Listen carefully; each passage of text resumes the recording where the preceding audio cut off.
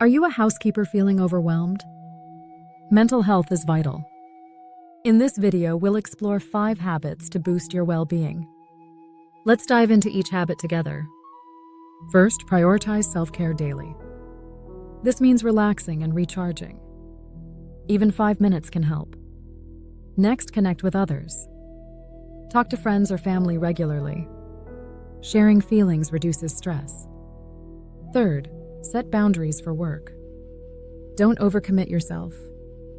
It's okay to say no sometimes.